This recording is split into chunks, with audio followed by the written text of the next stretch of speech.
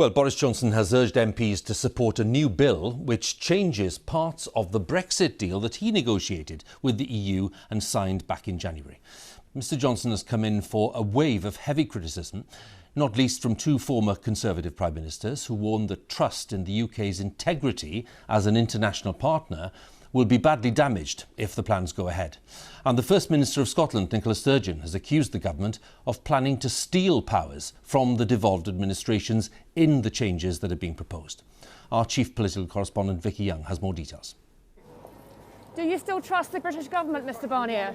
Here to talk about a future trade deal. But the EU's chief negotiator arrived in London today with a huge row raging over an agreement that he thought was done and dusted. Are you happy to break the law, Prime Minister?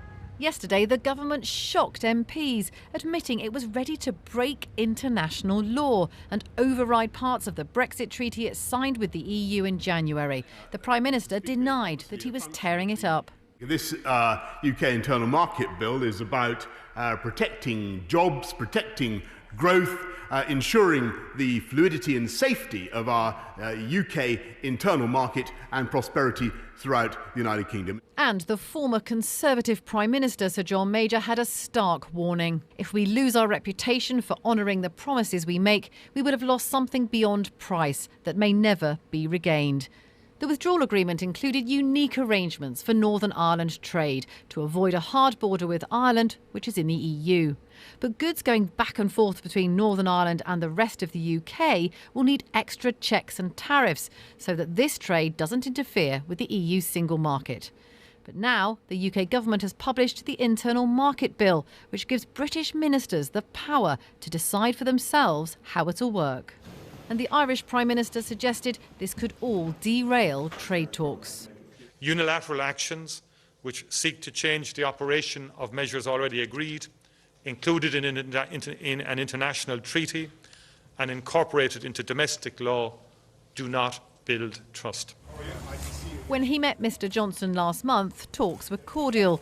According to Dublin, when the two men spoke tonight, the Taoiseach set out his concerns in forthright terms. So why has the government taken this incredibly provocative action? Well, it thinks that the EU will have too much say over trade, not just in Northern Ireland, but the rest of the UK too. It wants to put pressure on the EU to compromise. And even if the trade talks all collapse in acrimony, well, there are plenty in the Conservative Party perfectly happy with no deal. Even Conservative MPs are unsure whether this is all a negotiating strategy. Not for the first time, Downing Street is keeping everyone guessing. Vicki Young, BBC News, Westminster. Let's go live to Brussels tonight and our Europe editor, Katja Adler. Katja, we understand there are to be some urgent talks tomorrow. What's your reading of what's going on? Well, that's right. The EU asked for emergency face-to-face talks so that the government could tell them in person exactly what it intends to do with the withdrawal agreement that it signed last year.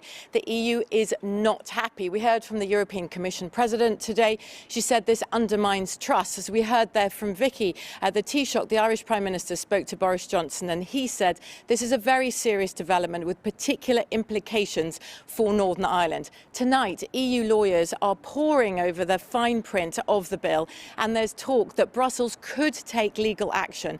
But essentially here this is seen as a tactic. The French Trade Minister said this is part of a game of bluff. It's assumed that it's an attempt by the government to put pressure on Brussels now that EU-UK trade talks are really coming to a climax.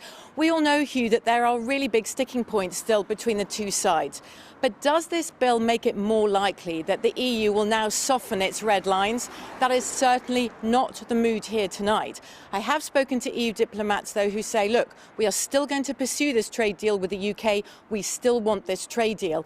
But, you know, the atmosphere in those trade negotiations was already so bad before today that the chatter that talks could break down altogether is really beginning to get louder. Katja, many thanks once again. Katja Adler there for us with the latest analysis in Brussels.